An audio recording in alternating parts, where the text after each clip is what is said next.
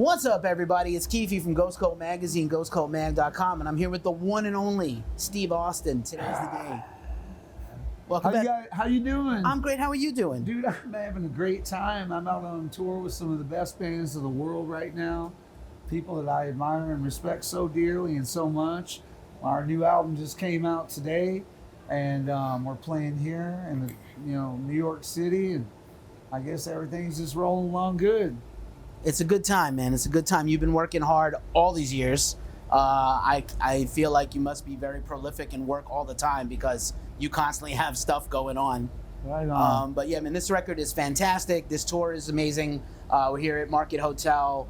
The Obsessed is here. Later in the tour, you have Child Bite and 16 phenomenal bands. We interviewed Child Bite a couple of months ago. We love those guys. 16, of course. Bow Down. Oh, Not enough superlatives for those guys, but just like you, what a great, just a great time for you. I think this deal with BMG is very interesting. Let's talk about that because you've been on many labels. You've had your own labels over the years. Yeah. Whatever means necessary to put out your vision. Yep. So let's talk about how you came together with BMG a little bit. Well, back about a couple of years ago, I ended up looking for a label that I could partner with about putting out all of our previous albums and new records.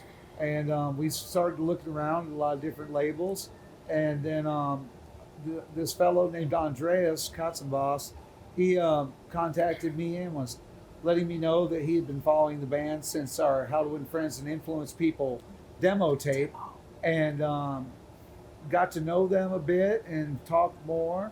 And then by the end of the talking, I realized that these were exactly the right people to do it because they wanted mostly from me to make sure that I've got 100% creative control about what's going on. And that was music to my ears because that's the only way I'll work.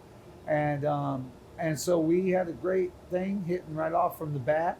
And then shortly after VN Records signing, BMG company partnered with VN Records and whatnot, and so now we're more or less on BMG, I guess, and it's a wonderful label. They're really cool guys.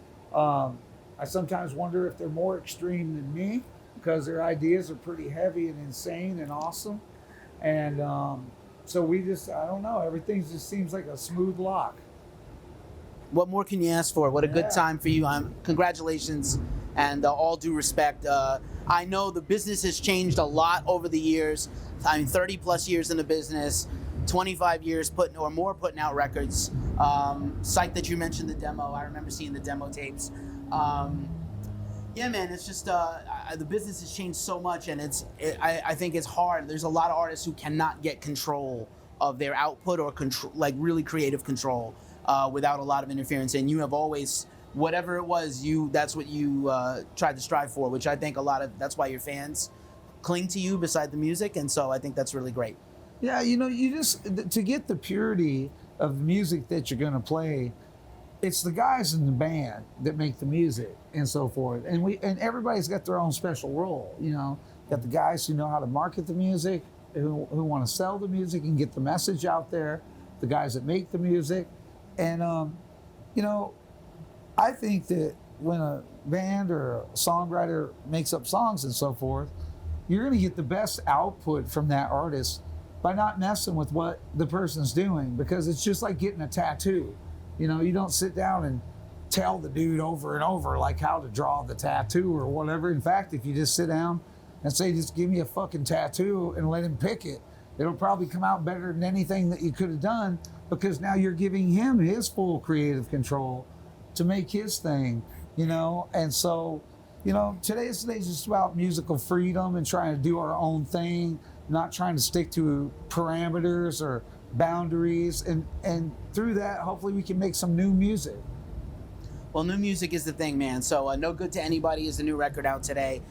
It is really deep. There's 14 tracks. Yeah. And they're all bangers, man. They're like, there's not a chill moment. It's in your face. It's as heavy as ever. It's never, like today's the day for me. I think the reason that you've had this kind of longevity is it's music that challenges the listener as much as I'm sure it challenges you to perform it and create it. It makes the listener think, and really you have to actively listen to the record, to be part of the record, not just sit back. It's not it's not music to put on when you do your dishes, man. You want to jump around your house and break shit like I do. I almost did today. Like I was like rocking out pretty hard at my desk. So like, yeah, I love the record, man. It's fantastic. Thank you, man. There's a lot of really cool stuff. There's like it's almost like a unintentional greatest hits because it's like literally a little bit of everything you have ever done. Sure. All wrapped up in one thing. Beautifully done, man. Yeah, you know, I tell you, it's I like all of them. It starts out just like a blank slate with nothing on it, and you start putting stuff up on there. You start building things, putting stuff up on there. You might not even understand what it is while you're making it because you don't want to, you don't want to stop the rock. You just make the rock, and then once the rock's all up on the board, then you can, and you get your vocals in there and everything. For me, that's when I truly start understanding the songs and so forth, because it's like once everything's put in there, I can step back away from it and then try to interpret like, okay, so we're trying to like get this across and it's about like this feeling or it's about like this idea. And so it's abstract a lot of times until it's final assemble, and I just try to like, for myself, I'm not worried about repeating the same trick. If anything, I want to leave from one song and then go off into a different journey or a different path so that each of the songs on the album are multifaceted and different from each other, but still under the same house. And they definitely are. I urge people, we're going to link everything in the description. I urge people to go out and check this. It's definitely one of the biggest records of the year, at least for me. I'm sure for anybody that loves this kind of music. You're welcome, man. So you've been up in Maine for a while. It's your new kind of base of operations. You got your Austin studios there. You live there. Has the sort of nature of Maine affected your music at all since you've been there? It's a beautiful place, man. I think it gives me more headspace than anywhere I've ever lived.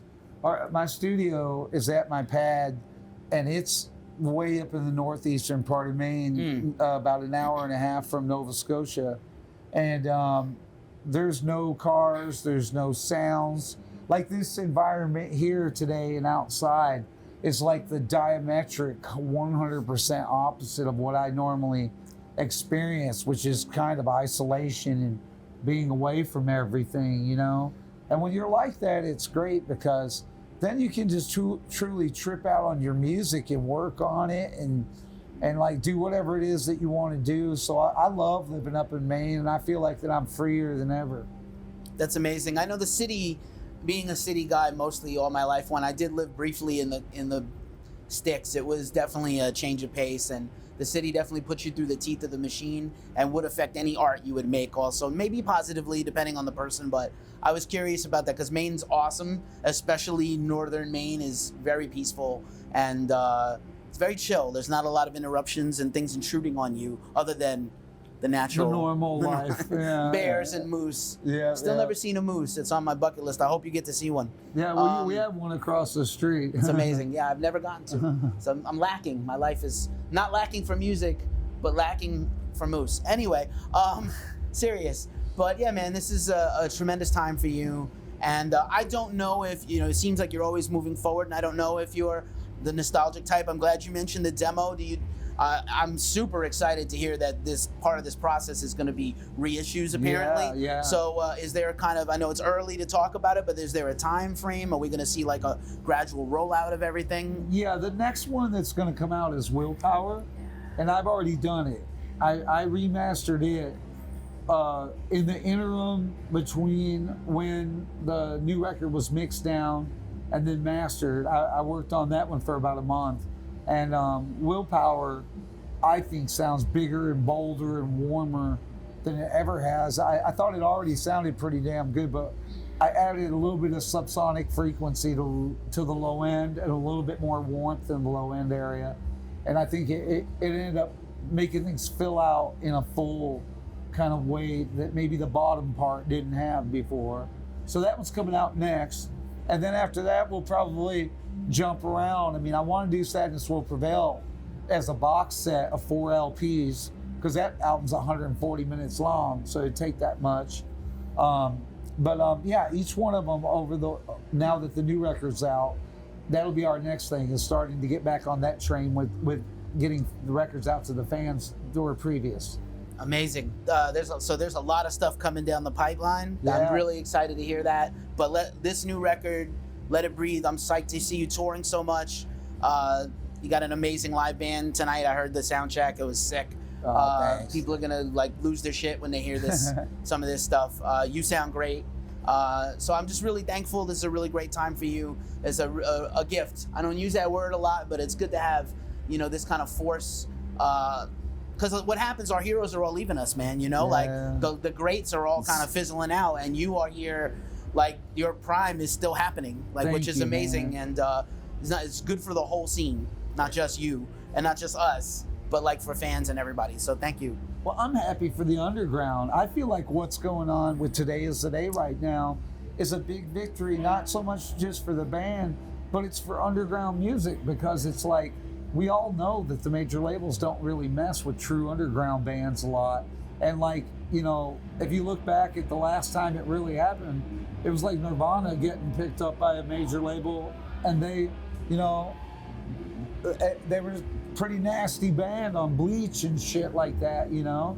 Yeah. And with us, it's like, when I see what's going on with this right now, I look for that to be a guiding light for a lot of the younger metal and experimental musicians that are out there trying to do their thing, to hopefully give them hope and understand that you don't have to compromise your music and change all your shit and stuff to like make an impact in this world, and to get people to work with you from a big company. If anything, just be yourself and do your own thing. And that's what someone wants to hear, you know? Killer, man. Be yourself and do your own thing. Hell yeah. What a great way to end this off on, man. Steve Austin, man. It has shit. been a real pleasure, man. Thank you so much. No, you're the best, man. Thank you, man. We're Well, you're the fucking best. proud to be on here right. at any fucking time. I do anything with him about doing some interview stuff. Well, thank you so much. I'm probably blushing.